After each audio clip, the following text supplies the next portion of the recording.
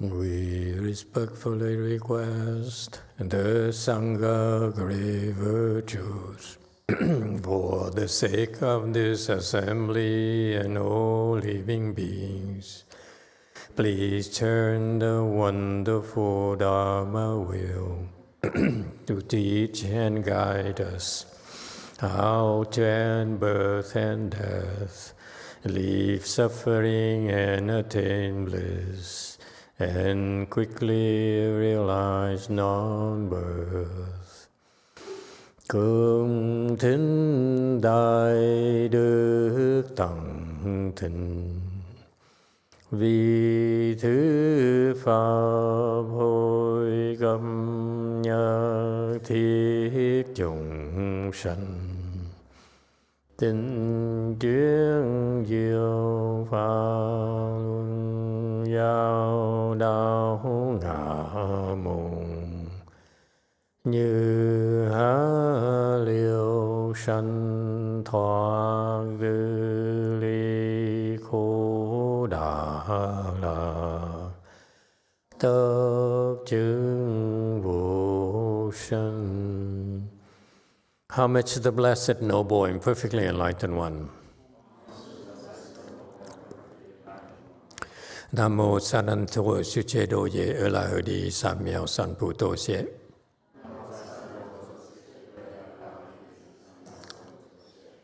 Nam mô Tát Đắc Tha Tu Ya Đa Ya La Đế Tam Miệu Tam Mô Đà Toa.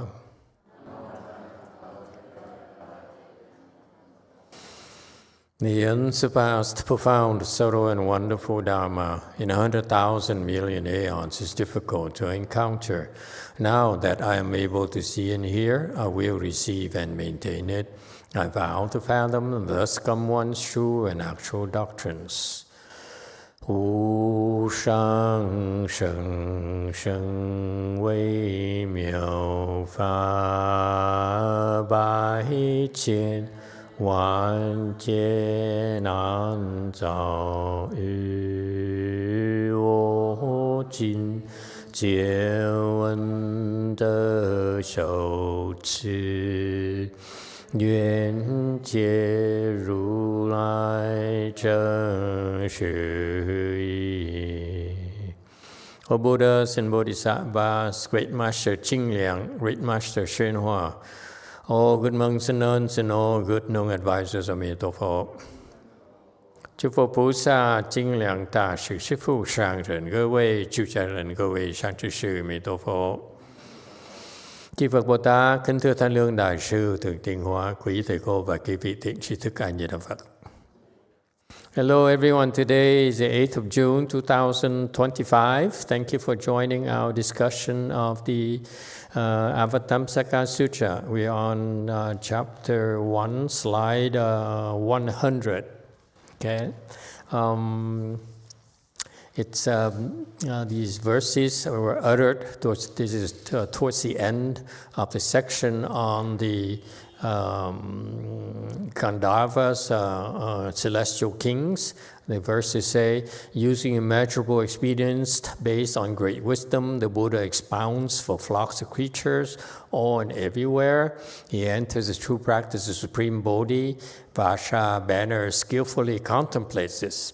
We went through most of this gatha already.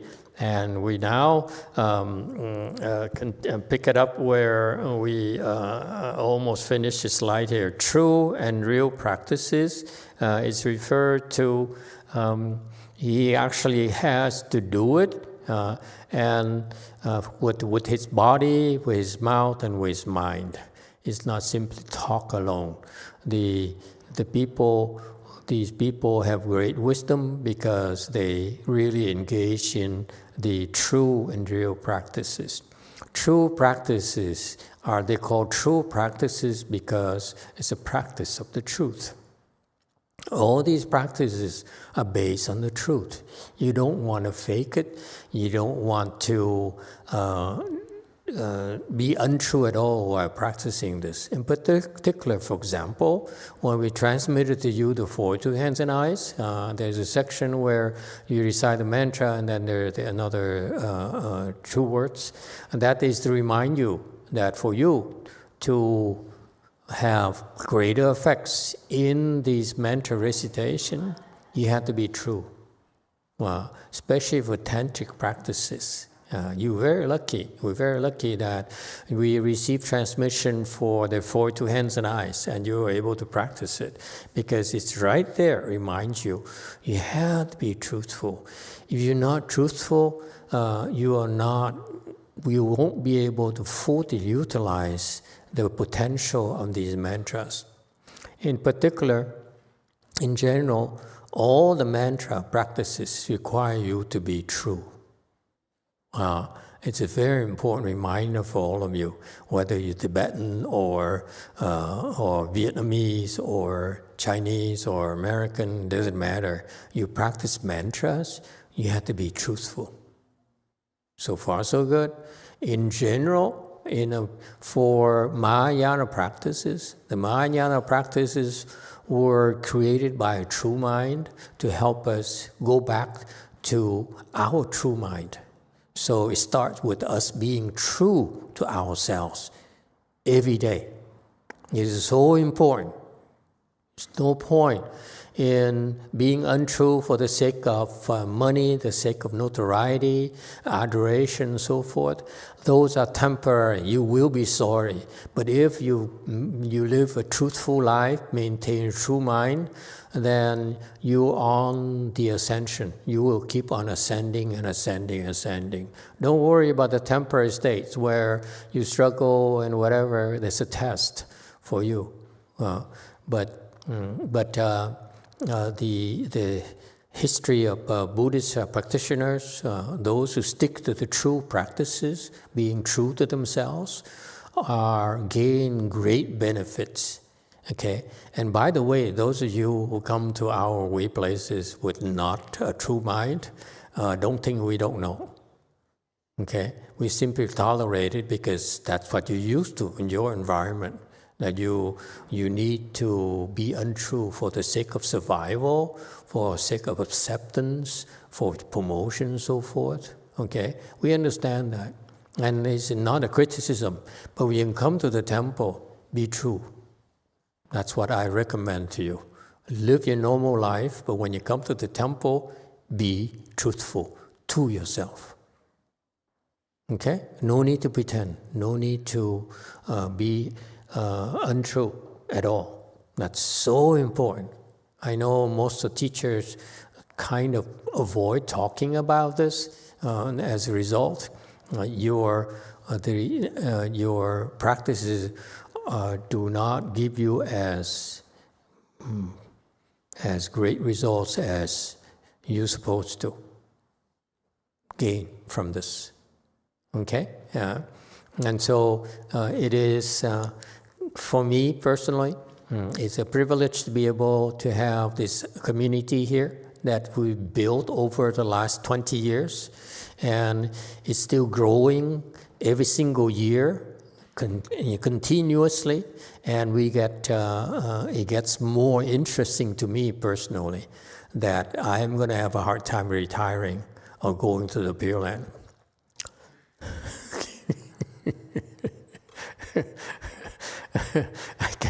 I kept on telling myself, when can I retire? But then I asked myself, why should I retire? This is so much more fun than retirement. Okay, so remember that. So it's true and real practices. Real practices is that you really have to put in your own efforts. You need to put in the sweats. You need to suffer. Okay, no pain, no gain. No two ways about it. So it's real. You put your heart into it. See, that's why Chinese says 真实 is true and actual. True are real practices. Okay, true is pertains to your heart. Real pertains to efforts. Okay, you really have to make an effort. You really need to apply yourself more and more and more. That's how you get the most out of these superior practices. So far, so good. And I bring it up today for some reason. But I noticed that in our community, all of you have been progressing so fast compared to the other places I've been to, I've seen, I've been observing. Okay, it's because we practice the true and the real practices. So keep it up, okay? Good job, everyone. Don't forget that. This is so fundamental, okay? All right, next. Then Master YongHua talked about in slide 101 that he said what he did in his times is that he started this, he created the guidelines and the standards for translation from Chinese into English. And that's a fantastic thing that he created. The standards are so high. And I personally got so much out of it until I switched to Chinese. I got even more. Okay, so he's referred to the fact that at his times, many of his disciples who didn't speak Chinese, they learned Chinese. So they put a lot of hours learning Chinese to translate into English. Okay, and so that's why their merit and virtues are just unimaginable, are just inconceivable, especially when you translate this sutra here, the Avatamsaka Sutra. Your merit and virtue are simply incredible, okay? And so it's not surprising that many of them feel that they're special, they're superior people. They are, okay? So Master YongHua says, yes, you are superior, you're special. But if you feel that you are better than others, then you have no virtue. A superior person never feels she's better than anyone. My teacher says, I'm an ant. Everyone is higher than me. Everyone is better than me. Right there is not BS. It's not a put on, okay? It is how he genuinely feels about himself. That's from a person who has great wisdom. You achieve a little, and I certify you a little, and you feel I'm so special. That's why I have to remind you constantly by saying, you're an idiot. Anyone has a problem with that? Okay? Yes. Because you know why? Because my master never did it for them. And that's why after he's gone, okay, they look around and say, I'm number one in the world. No one else better besides my master. Okay? And it's a shame because even the other people who look at his disciples, okay, in a low light like myself, I do look at them like idiots. Okay, so you can imagine how many people out there feel the same way. We just don't say it. They just don't say it because they're too polite. Okay? Not only am I not polite, I'm so bitter and resentful and jealous. Okay? So he says, yeah, you did. You have you did great work, but you lack genuine virtue. Why is that? We do good things, and then you shoot ourselves in the foot, feeling so special about it. He's so petty, so small thinker. You know, because as soon as you say, I'm so special, and guess what? You stop trying harder. In this case here, their translation peaked, because when you see yourself special, see yourself better than everyone, that's when you peak.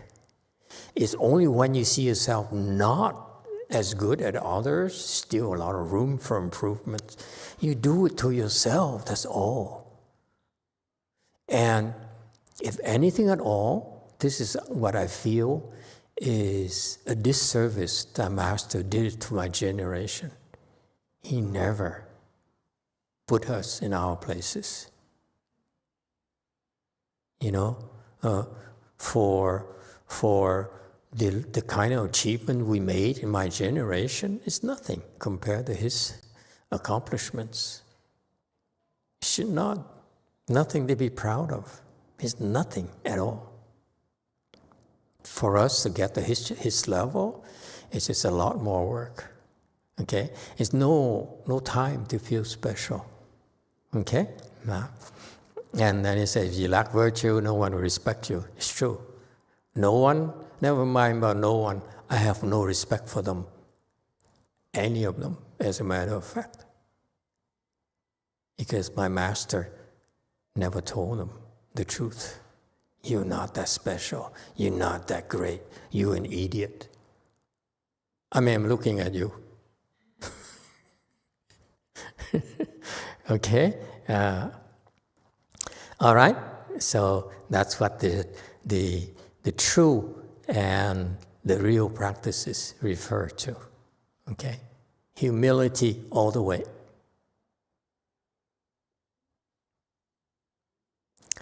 Vajra banner skillfully contemplates thus. So this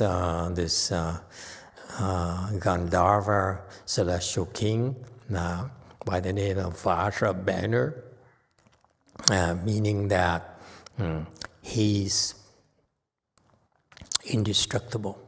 Actually, not is he indestructible, he's extremely destructive. You get into a fight with him, you die. So he's the banner because everyone recognizes him. The banner flies up there, so it can be seen from all around. So he's recognized by his peers as, you don't want to mess around with this guy. Okay? He's going to destroy you. You cannot win. Okay? And why is that the case? Because he's very humble. If you truly are invincible, you become humble. If you think you're special, you are not there yet. You don't understand yet. You haven't really gone all the way yet. That's why you still feel you're special. Okay? Any questions about this? It is so fundamental. Okay, we all get lost because of we compare ourselves to lower standards. Yes, too. Master, I have an opinion. I don't know. You're welcome to call me an idiot when I announce it, but it seems to me the brand of Buddhism I've been exposed to for 10 years, Wei Yang, Chan Buddhism. Uh-huh. There's an emphasis on blessings, keeping track of blessings, earning blessings. Yeah. Personally, I think if you pay attention to that, there's an expectation in your mind about that.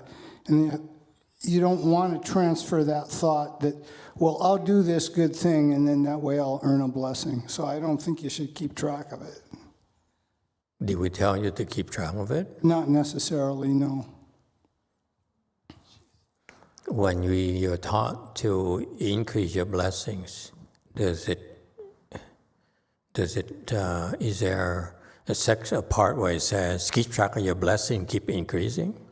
It seems like a knee-jerk relationship, kind of a quasi-mental attitude you're going to develop. Oh, yeah, well, I'm going to have blessings because I'm doing this nice thing right now. No, that's your interpretation.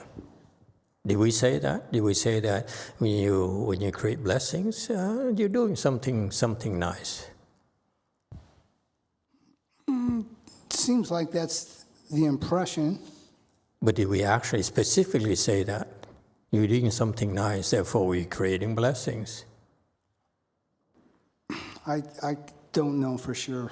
Did you listen to the Vajra Sutra lecture? Yes. You were there?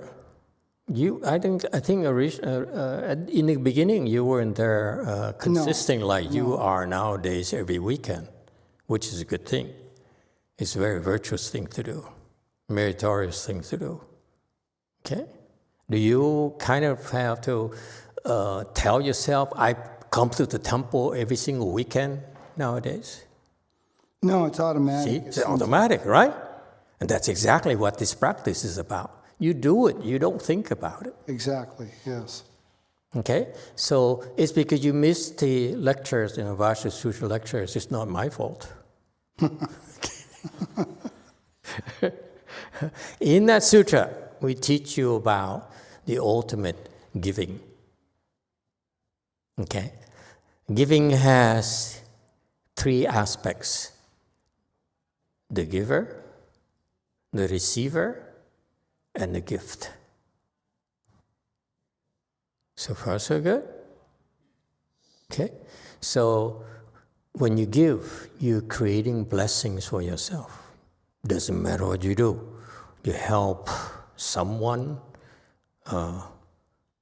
okay? That's creating blessings, right? You help someone cook, you help someone clean the bathroom, or somehow someone clean the car, whatever. You're helping someone, it's an act of giving, okay? So that's why they always evolved 3 components in the act of giving: giver, receiver, and the gift itself. And in that sutra, we teach you that for you to have the most blessings possible from that act of giving, if you give and you look at your gift, could be labor, could be a material thing, okay? If you attach to that, see, I'm translating. See, this is what he's talking about. That sutra, I translated that. I can translate the Avatamsaka Sutra. I'm so special. Okay? If you still see the gift as not empty, your blessings are not maximized yet. If you see yourself, what he's talking about here, see yourself, I'm so special. I can translate. I can translate from Chinese into English. My English is so fluent. I'm so special. Then your blessings are not maximized. Okay? Because there's still an I, still a giver. Okay? It's still a gift. Okay? And the receiver. Okay? If a receiver, what's the deal about the receiver? You give special treatment to people. I admit to all of you, okay, I like girls more than guys. Subconsciously. Okay. I have preferences, right, Daniel? Don't we all have preferences? Okay? So the receiver, okay, because we have discrimination about the receiver, the blessings are not maximum. So the Vajra Sutra teaches that in order for you to receive the most possible blessings from your act of giving, let's say you give $5 to this a homeless person. I keep on confusing left home and homeless people. To me, it's the same, isn't it? Okay, I'm getting too old. Okay, so if you give $5 to a homeless person, okay, and you say, don't buy drugs, you hear? Buy something to feed yourself. Okay? I'm going to give it to you only if you buy some food for yourself, you hear? You promise me that? And the guy says, okay. Okay? If you, even a simple act there of giving, and you specify, don't buy drugs, you hear? You buy some food for yourself, feed your body, okay? because of good intention there, you still have not maximized your blessings because you see the receiver as not empty and the gift is not empty and you are not empty, but you make demands. $5 still, to you, is still $5 thing there. And the receiver is that this left home person who should not be doing drugs. I mean, homeless person who shouldn't be doing drugs. It's a slip of the tongue, okay? You know what I mean? Okay. So the point being that all you have to do for $5, with that $5, if you don't see anyone giving at all, you give, you forget. You don't say, hey, mommy, I just gave this guy $5. Am I a good person? You don't even remember you gave it. And the $5, you don't remember how much you gave. And you don't remember who you gave to. You really are totally Alzheimer's patient.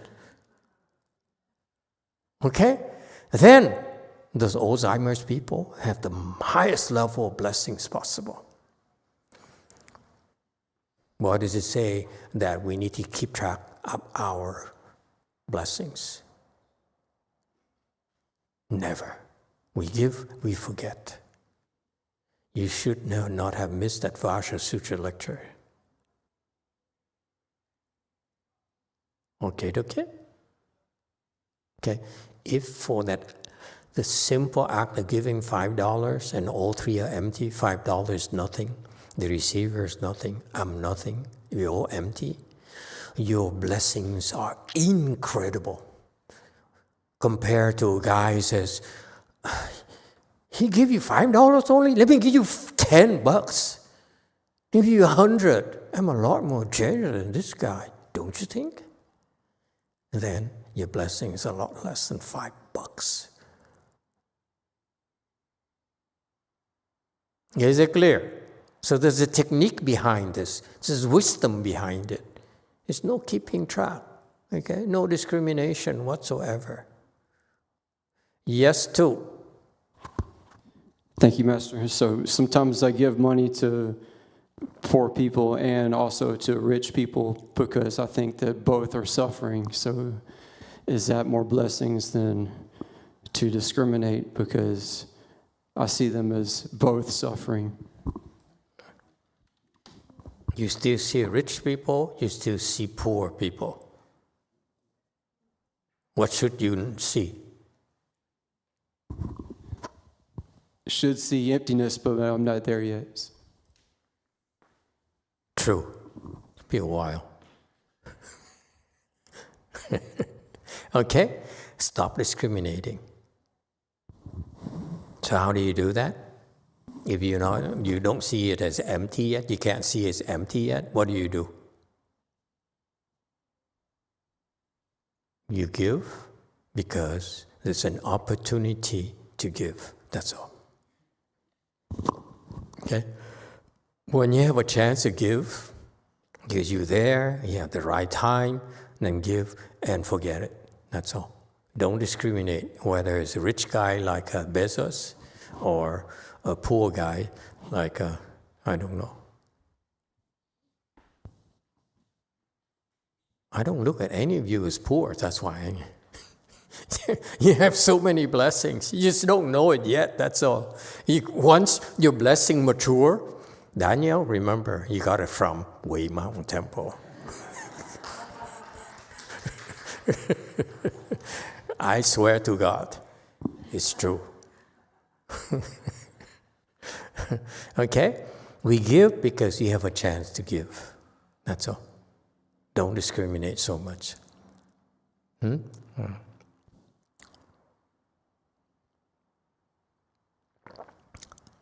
Okay, did we answer your question, number 2?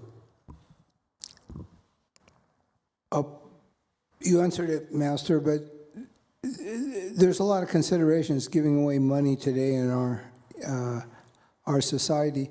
What is a well-meaning Buddhist going to feel when he gives money to a homeless person without any expectations in an act of emptiness, and that person with that money chooses to buy drugs and it happens to kill him? I'm just wondering, there's a consequence, and maybe you would know about it, maybe you wouldn't. Personally, I would feel really, really bad. Okay. Andres has some experience. I don't know, giving end or receiving end, we're not sure, but go ahead.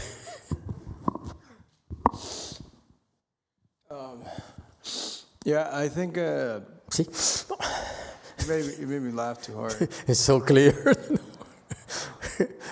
So give me a minute. I usually don't give money to people. I think it's better to give them like a gift. Love. If someone's like, man, I need some food. Can you buy me some food? Okay, go to like Panda Express. What do you want? That? You want that? And they get the food. And what are they gonna do? Sell the food you just bought them for drugs? I don't think that's gonna happen. I see. That's how he gets around the problem. Did you have a question about that, or about something else, or you just wanted to comment about that? Yeah, that's how I would get around the problem. I see. Okay. Absolutely. There are ways for you to do it. But sometimes, in his defense, sometimes we're busy, you know. We go home to take care of our sick child, and a guy comes, a homeless person comes and says, "Can I, man, I'm hungry. Can I help? Will you help me?" Okay, you can't. You don't have time like Andres, who has all day, So he said, "Hey man, it's $5. Goodbye, and leave me alone." Okay. So what if he buys drugs? $5 is not going to kill you, man. As far as I know, Peter, is that correct? Real cheap. Okay, Daniel is the most qualified of all of you. He experiences this every day. Yes, sir.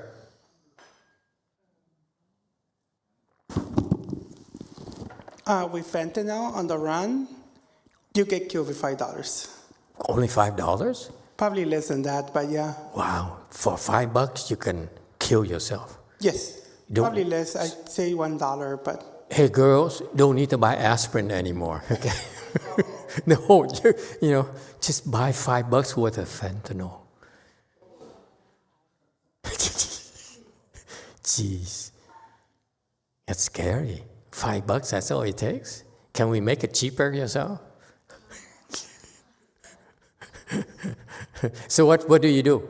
If they take the $5 of ours, who's well-intentioned, he buys fentanyl, like Daniel's, and he goes to Daniel, hey man, can I have some fentanyl? Daniel say, hey, you can have it for $4. Okay? And he dies. What then? Do you feel bad, Daniel? I wouldn't feel bad because You wouldn't feel bad? No, because I give it the money with good intention. It's how they use it. It's their own, whatever they want to use it for, it's not my problem. I gave because I gave you for food, you use it for something else. Wait. You look at him, this guy is a fentanyl client. He buys fentanyl from you. Okay? And say, I'm in a good heart. I'm not going to charge you $5. I give you $4 only, so that you still have $1 left to buy some potato chips to feed yourself. Yeah? It's well-intentioned. Is that okay? You would not feel bad. I don't give drugs, I don't know. He's chickening out. Yes, 9. Thank you, Master. We have a comment from Twee on YouTube. I don't think it's our problem what a homeless person chooses to do with the money you give them. They should be free to do what they want. You should just give them the money and leave it at that. But there's all of you, all of us, which is in the back of our mind, said, he possibly could misuse his money. Look at him, he's not going to buy food. Yeah, that thought crosses your mind, doesn't it? You're going to ignore it? Yes, Andres. Yeah, but I mean, theoretically, then you would be saying, if you want to do it the right way, you say, it's not my money, the money's empty, and whatever he does with it, that's none of my business anymore. It's not even my money anymore. It was never even my money in the first place. I'm empty. Who's at fault? No one's at fault. Yeah, exactly, yeah. It's still a gift. It's not a gift. It's a gift. It's empty. Yeah, it's empty. It's empty. The $5 is gone. It's empty to me now. It was empty to me in the first place. Yeah, that's why I give it to you. I give nothing. So how can you blame me for giving you nothing? It's so Mahayana.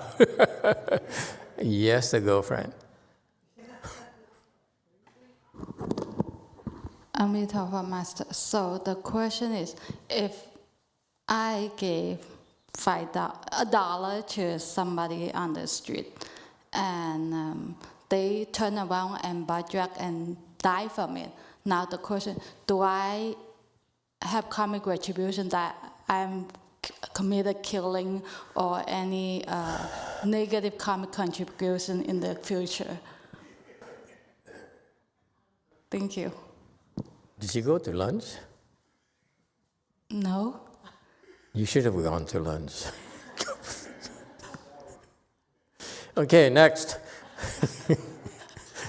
Anyone else has any ideas?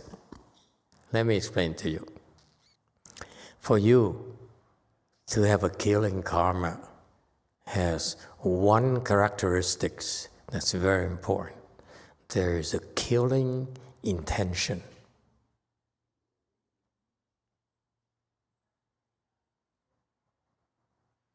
If you give money to that person without intending to kill that person, if your intentions are good, and the person, whatever the person does with that money, okay, is really no longer your problem.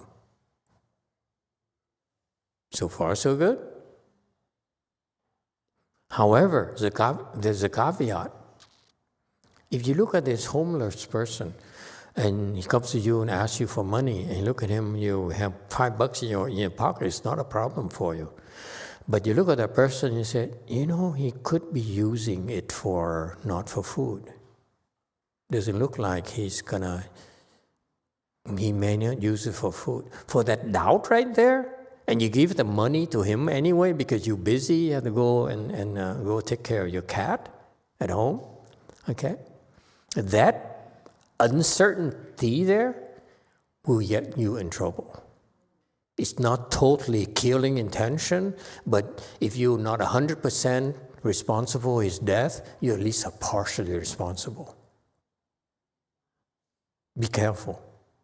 Because if you're aware of it, you suspect that he could be using it for illicit purposes, then you still are partially responsible. Okay? So in that situation, yeah, Andres, what would you do? Yeah, I probably wouldn't give it to him if he looked like that. Yeah, be safe. Because a lot of these people, I think they can get... Because I can't see him. I can't see him as empty. I see him as he's going to use that for something else than I intended him to do. I don't trust him. So it's my responsibility now not to give him that chance to hurt himself.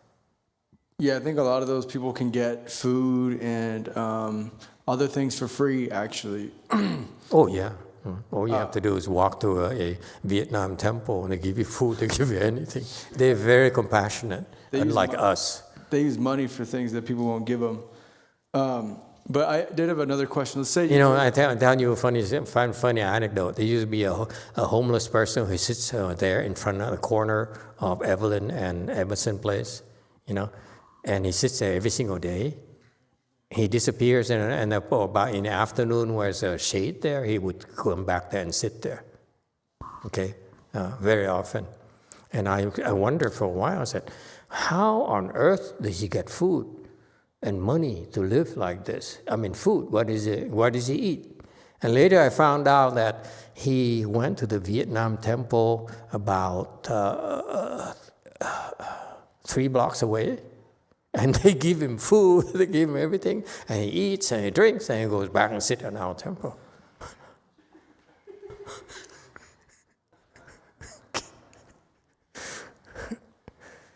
Anyway, I'm sorry.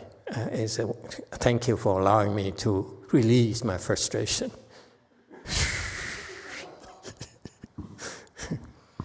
This is really misguided kindness and compassion. Yes, go ahead. Yeah, let's say... Don't you hate it? I'm sorry, go ahead. Let's say you work at a restaurant, and my uncle owns a restaurant. He told me a story of there's a lady who walked in the restaurant, and she had a $100 bill. She was extremely overweight, and when she sat down to eat, she even had to have an ice pack to put on top of her head because she would be overheating, right? And she said, "Oh, I just eat as much as this $100 will buy."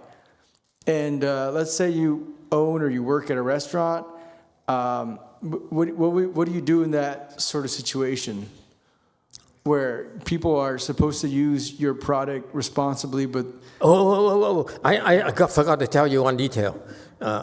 Before that corner there, before Jesse planted and XT planted some vegetation and flowers there, he used to pee there in the corner. So he drank and ate from there, and he went back to my temple to pee in my temple. So frustrating. Anyway, what were you saying? I feel so good to release this. So if you work at a restaurant... Yeah, sorry. And, people aren't supposed to be using food to kill themselves, but a lot of people do. And so, you shouldn't be probably serving this person, but it's almost like you own a restaurant. It's kind of your responsibility to serve people food. So what would you do in that sort of situation? I don't know about the situation, but I do know about a bar. You have a bar, and we can go to MJ right after this. You go to a bar, and the guy is clearly drunk. Okay? And so what do? You serve him, that he's going to get in trouble and so forth. So what do? So typically, in the movies, I declare my authority is the movies. Most movies I've been, the good bartender said, "No, that's enough for you today." Okay. But for food, I don't think it's the same situation at all. How can you link it to, overeating and ruining your health? It's very difficult to link it. Okay? I think you're going too far. Okay? Let them be. Okay. Yes, MJ. 5. Master, I'm thinking about a mental health field in the psychiatry. Psychiatrists I work with who prescribe medication for people who sometimes use that medication to overdose. And they have to make decisions around that, whether or not this is medication that's going to help the person or ultimately is going to lead them into another suicide attempt. Yes. And so that can be a very difficult boundary to navigate. What do? Do you prescribe that? I don't prescribe. How come you lucked out? You don't have all these difficult... I don't want to prescribe.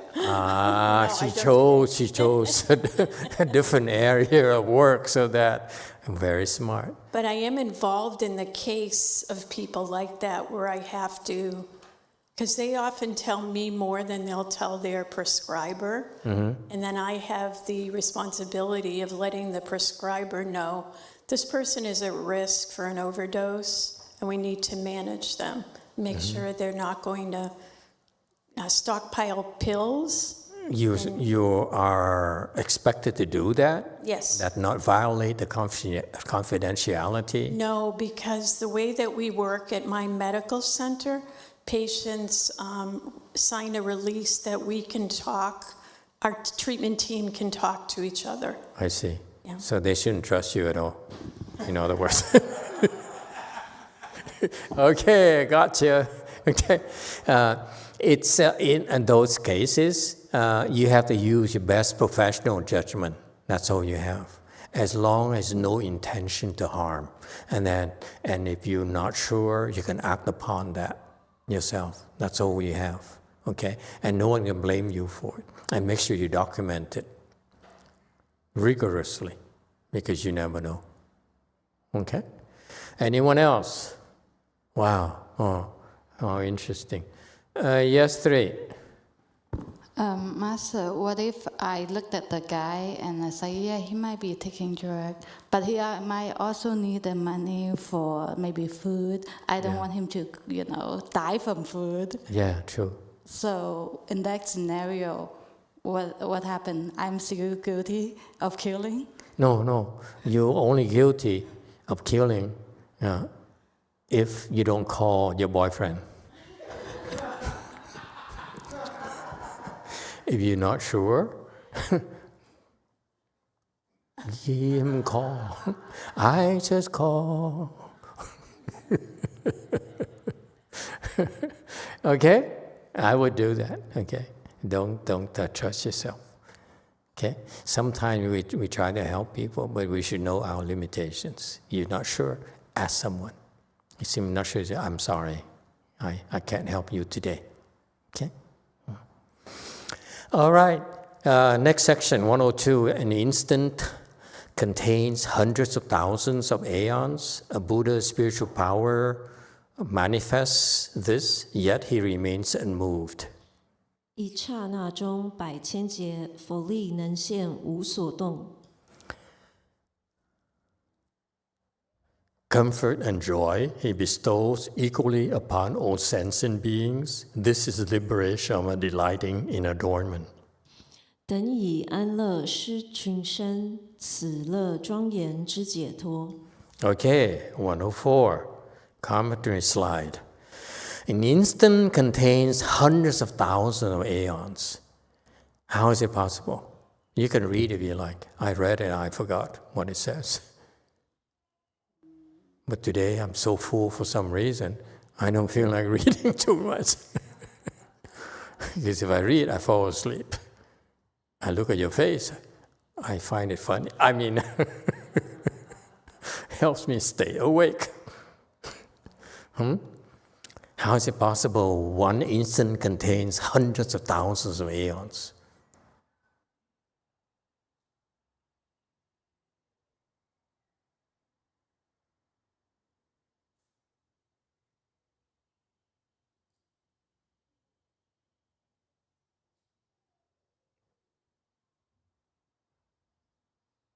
Is it possible?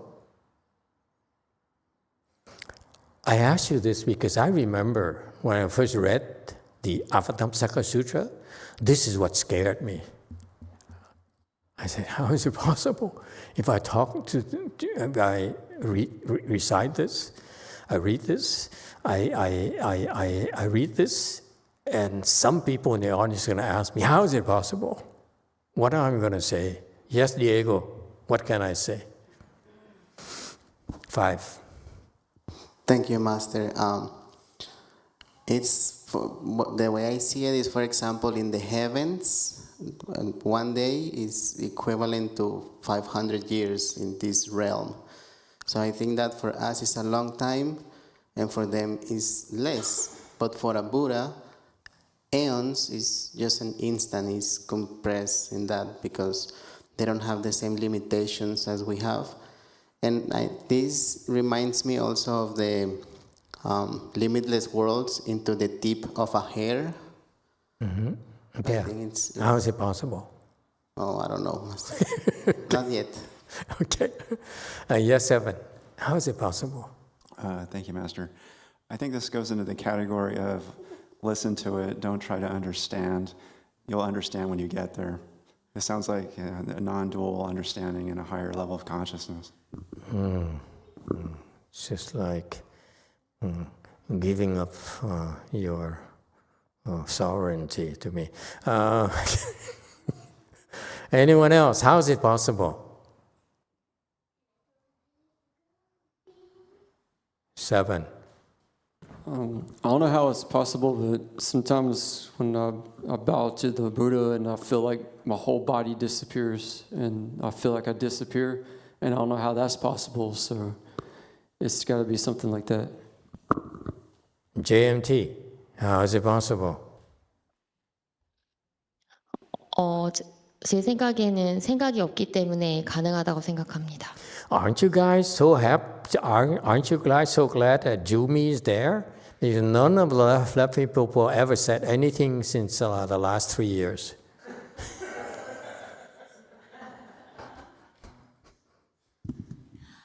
Master, I think it's possible because there's no thought. No thoughts. Excellent. That's it. It's long and short for you because you have a thought. It's short, it's long. The Buddha says no thoughts, so that's why to him 1, 2, 10, 12, same. He doesn't think about 1, doesn't think about 10 billion. And that's the nature of wisdom. The people who have great wisdom like the Buddha, they have no thoughts at all. Ever. This is the state of a Buddha. Okay?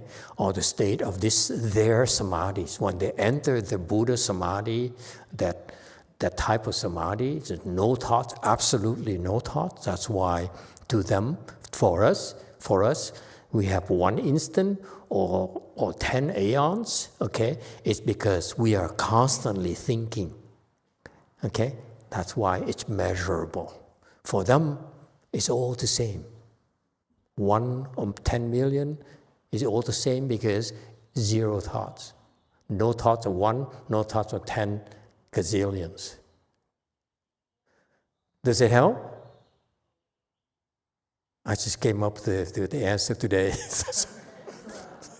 I'm testing it out on you, that's all. Yes, Andres. 2. Yeah, Buddhas don't have the same limitations of us with time. Like we forget everything when we die, but Buddhas will remember that what happened in that time period. Yeah. I also think it could be having to do with like perception. So 1 instant to us, there's probably so many things that happen in a single instant that we're just not aware of because we can't even perceive it. But the Buddhas have that really minute understanding.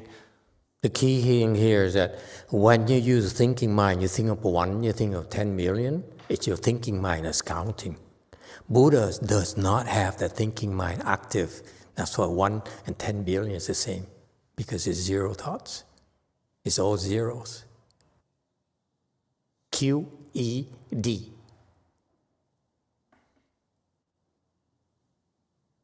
Make sense to you? This is the first time I thought this explanation. Maybe something I ate today, or the music I listened to. I don't know. Did you enjoy yourself? Okay, so this is too long. He's trying. He's the mistake. I feel this is a mistake from his part to try to explain to you so that it makes sense to you. If it makes sense to you, then it's not possible. Because there's no way to explain to you 1 and 10 aeons is the same, using words. Agree? That's a mistake to do it this way.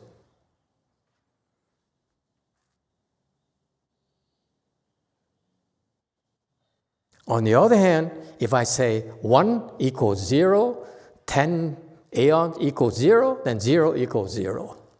QED. You like, huh, Jim? I don't think your engineers will ever enjoy this. They go this way. They try to explain away until you agree. Okay? There's no way, if you agree with my explanation, with my reasoning with you, using your thinking mind, there's no way for you to connect with it. You have to go zero thoughts for you to be able to see it.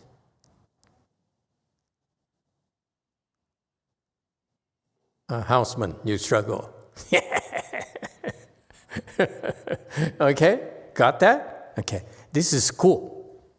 So that's why, as a reminder for you, like when you do meditation, or even you stand here, do the ceremony, okay?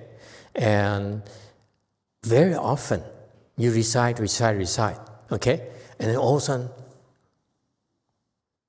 it's the time flies by so fast. Yes? During the sits, during meditation, okay? Even like while we're talking to someone. Remember, we went on that first date, remember? And we talked, we found someone that we liked so much, and we talk. Oh my God, it's been like 2 hours already. 5 hours for you?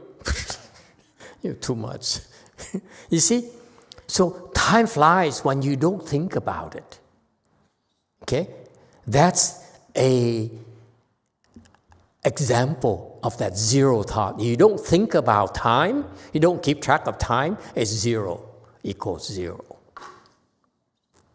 Does it help?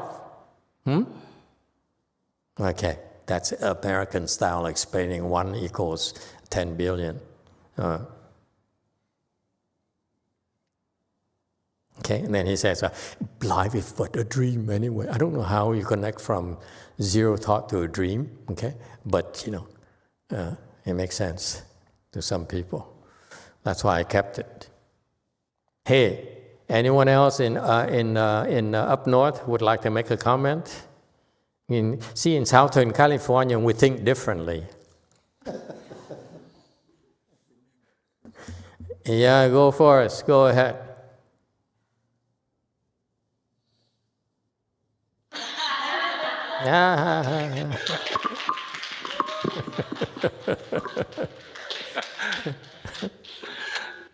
Emitofuo, I heard before that Master said Buddha doesn't think. But I think he may think when it's necessary, right? Because as I remember, when he first achieved the wisdom or become Buddha, he think about who he gonna who he will cross over first, and he think about his old master, the five royal person who went out with him. So he walked over and crossed over them. So Buddha does think, right? What do you think, Democrats? Of these Republicans?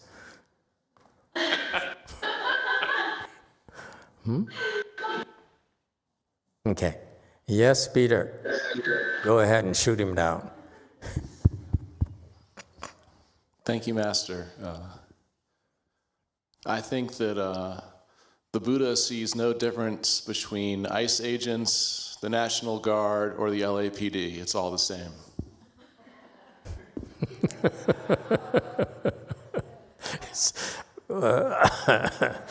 I feel like at home.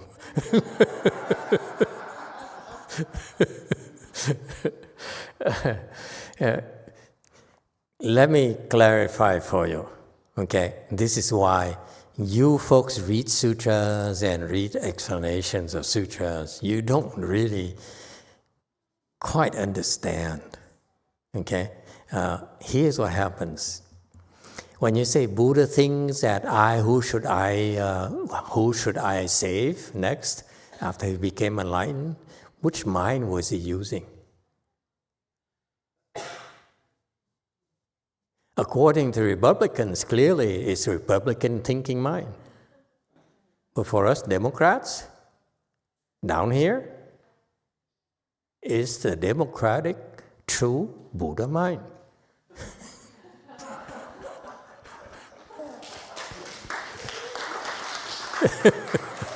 Louder, I can't hear you.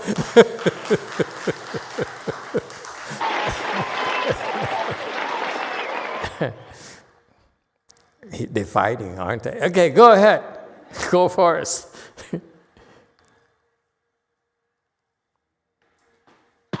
Emitofuo, as I understand, the true mind contains the thinking mind, so I'm right anyway.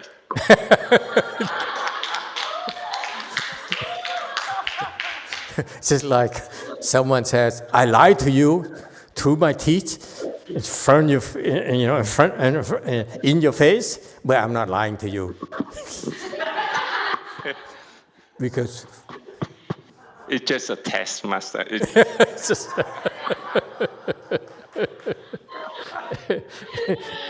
He's not even Buddhist, he uses Buddhist tests.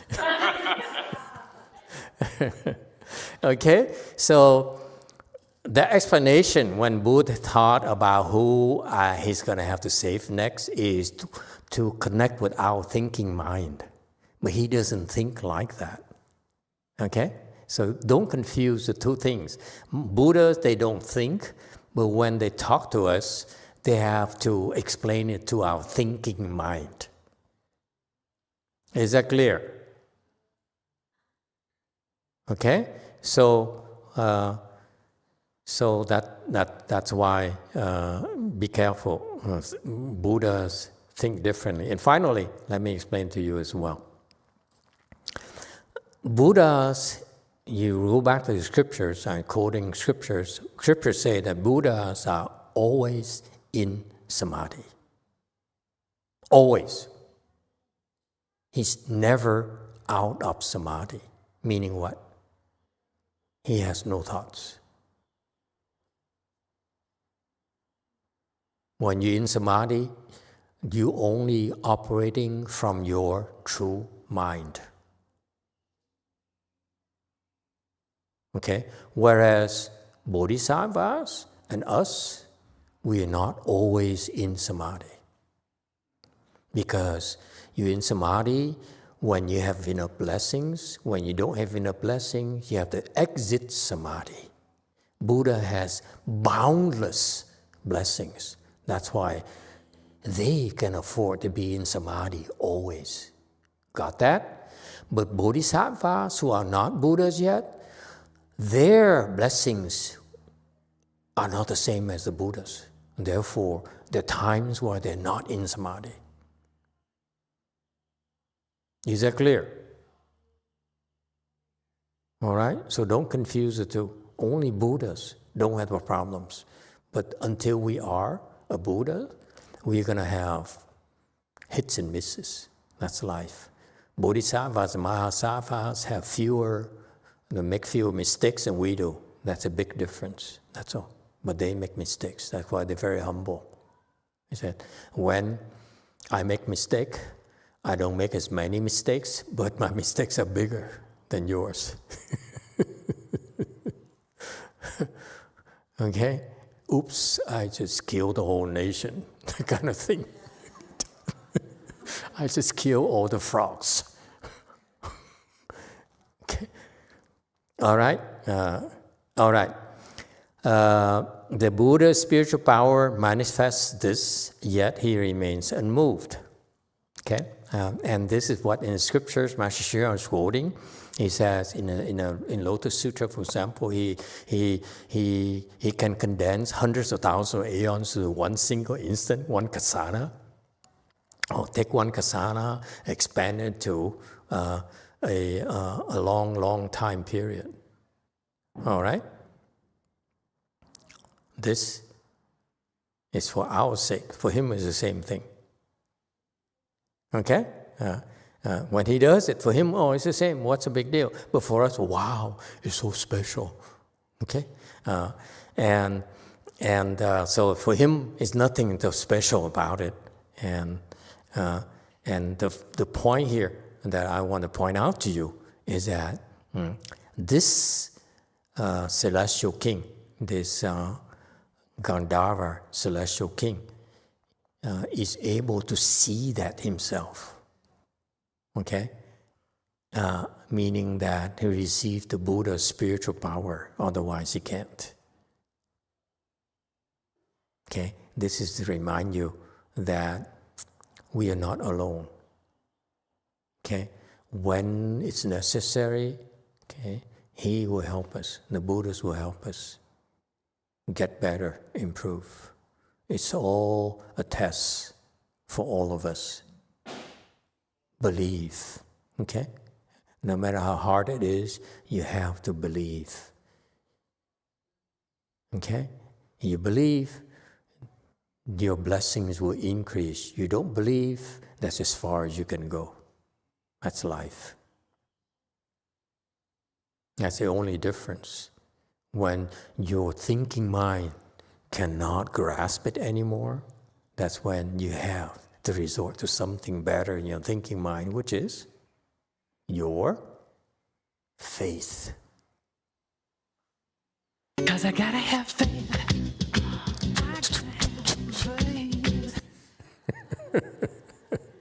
Got it?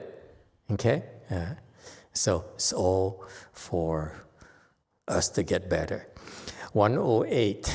Comfort and joy he bestows equally upon all sentient beings. Okay? Comfort and joy, again, the translation to me, I disagree a little bit. An is it's because these people are not teachers. That's why they don't understand. They're not at the level of wisdom of these Gandharva celestial kings. An here is what these celestial kings provide for the subjects. An is security. Without their giving us, providing us security, we cannot function. We cannot lead a normal life. Okay, that's why in Buddhism, no matter what, okay, we should be grateful to the king. No matter how bad the king is, you have to be grateful to him. You don't want to stab him in the back.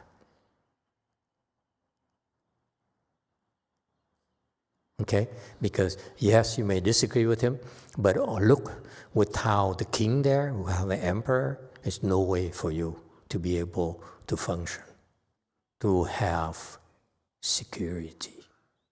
That deserves something. Okay? So an is security, le here is joy. That's correct. So security and joy. Okay? So he provides security for everyone equally, all sentient beings, and joy, all sentient beings. Okay? This is liberation, delighting, and adornment. This is his Gandharva king experience himself. All right? Next. Oh, now he goes to some sort of vegetarian thing. He says, how come we're allowed to eat meat and what's the big deal? We're not allowed to eat meat, but can eat vegetables. And Master Shah explained, living beings have so and so and so. Okay? It makes sense, all this. Okay? And you can, have you finished reading this? I read it, and it's too complicated for me. Especially after a full lunch, big lunch. Don't make me think.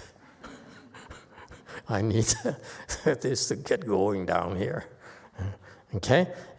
And then he says, you need to be eaten first, and so that you can transform to eventually become sentient beings.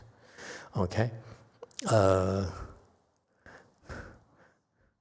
I have no idea where he's going. It's too complicated. And the vegetables are also sentient beings. And it's okay. Don't force it. Okay? Okay? So he arrives at the same conclusion I do. You want to eat vegetable? Eat vegetable. You want to eat meat? Eat meat. It's your life. I'm not going to try to convince you. I mean, Jesus. You live as you see fit. Who am I to tell you what to do? Some people say, I'm vegetarian. Good for you. Some people like, I like to eat seafood. Good for you. Can't we respect that? Those choices? Buddhism is predicated upon freedom of choice. We never force anyone. We don't even try to convince people that, and so forth, that eat meat or eat vegetables, so forth. Okay? I used to be caught in that when I first became a left-form person. I think his name is Heng Shu or something. He followed, at the time, this is in 1990, I think. Okay, and so at the time there's a movement where they made a big deal. They said, if instead of raising cattle, you have so much more pollution, you spend so much more water and for feed, and it's very inefficient. Whereas for the same amount of nutrition we can get from the vegetation or vegetables, you can save a lot of money and a lot of suffering. Okay, so it's a big deal. They were selling it left and right. Okay, and they're promoting that. And I read a lot of stuff like that as to myself. As I get older, I say, I don't care. If it's important to you, you know what to do. Why do we always have to try to convince people that this is better for them? Who asked us? I'm explaining this to you because you came here to my temple and you asked me to teach you the Mahayana. You see me standing in the corner there, chanting and jumping up and down like a Harakiri, whatever, the Hare Krishna. That's when I first started. That's what they do too. And Master Shio, make sure they don't ever come to Ukiah, you hear? I say, come to Ukiah, man. Welcome to our community. Just pay your taxes. Live and let live. What's the big deal? Why do you have to discriminate?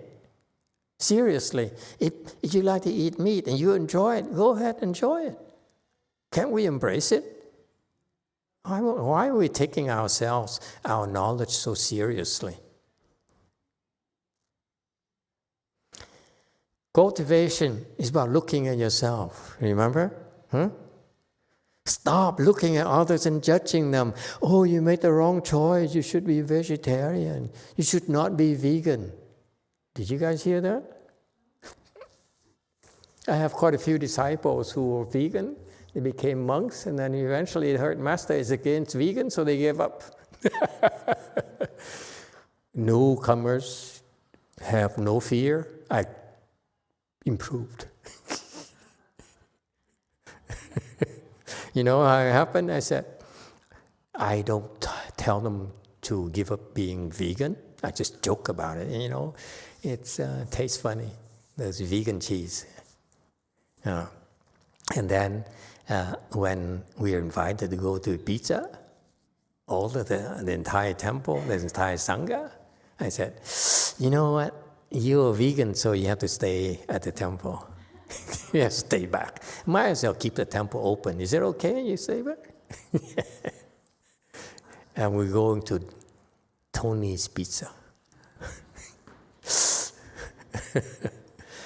It's about choices. You have to respect people's choices. Jesus, stop trying to influence them. Who asked you? Just because you know better, you have to force yourself upon them? It applies to your children as well. You have to respect them. This is so fundamental. You have to respect their choices. Even though they're wrong, you have to respect it. And you have to be ready to help them when the consequences arrive. That's how they learn. You cannot be overprotective. Okay? Yes, they will suffer. Yeah, but that's part of learning. You can't protect them from suffering. Even Buddhas cannot protect us from suffering. What makes you think we can? Okay? So people ask the question, should I be vegetarian or not vegetarian? Yes. Follow your heart is my answer. Okay? All right, that's the end of Gandharva section. Any questions?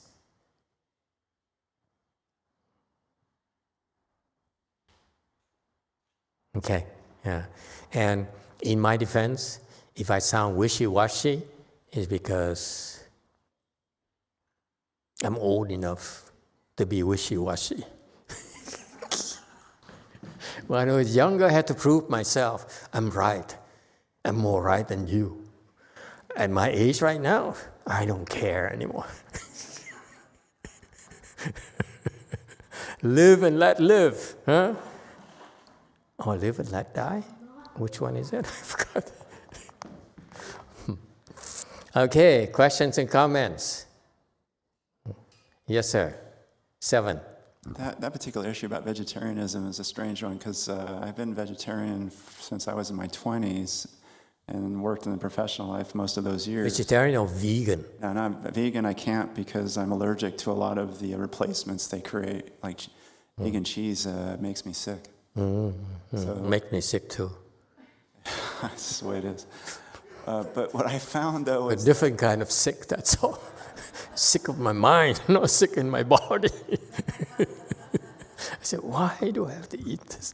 Never mind, go ahead, sorry. But the difficulty I had was going out to lunch or dinner with colleagues because I pretty much don't care what other people do, but once they see you, they're like, well, you're vegetarian. Why are you vegetarian?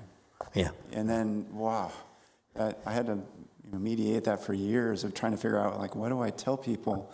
Because some people get very anxious about it, that you're not offended, not anxious, they're offended. Like you feel superior to us in some way, huh? Yeah, those are difficult to maneuver.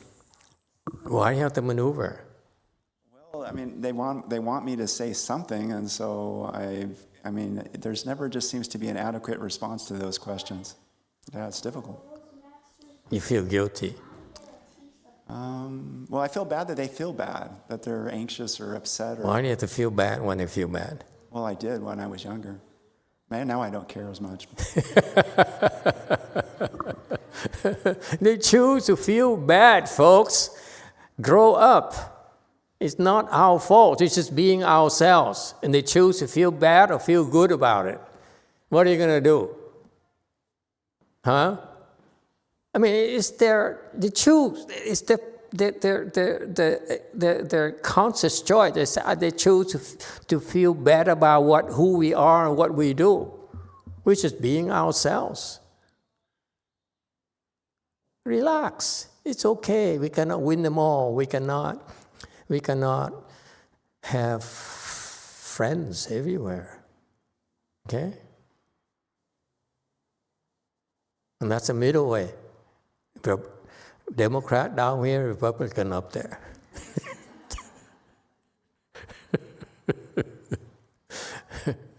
All right, relax. It's okay. It's not a big deal. I think there is a definite advantage of embracing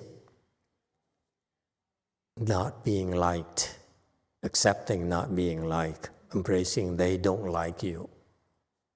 It's okay for you not to like me. Okay, it hurts a little, but it's okay. I will grow wiser because of it. Okay? Don't depend on people's liking you or disliking you, for that matter. All right? It's almost 2 o'clock. Thank God there's a question. 7. Master, what did it say on the slide about the plants have feelings, or they they're going to know if you eat them or not. Does it say that on the slide? Master Shihon said so. And I read it I was too. trying to read it fast, and it said that they're sentient, that they're not sentient and they don't have feelings, or if you don't eat the plant, then you can choose what you want to do or something. Some kind of awareness, they do not have emotion or feelings, but are not sentient beings. Some kind of awareness is not feelings. Feelings are much more pronounced. There's some kind of awareness is like plants, they're aware when you get close to them. Some plants, they shrink right away. Okay? Yeah. They coil up. So what does a tree do when you hug a tree? It says, I love you too. You smell good, Peace, brother.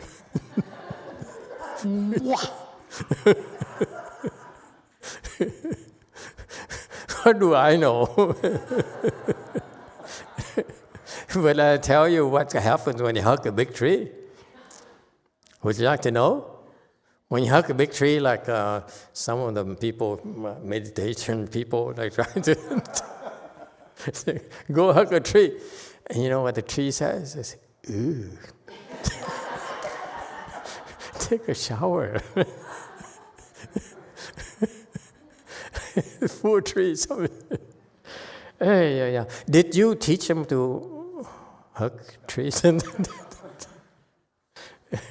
It's really strange. Okay, that's enough for today. Thank you all for coming. I really thank you all for coming today. Okay.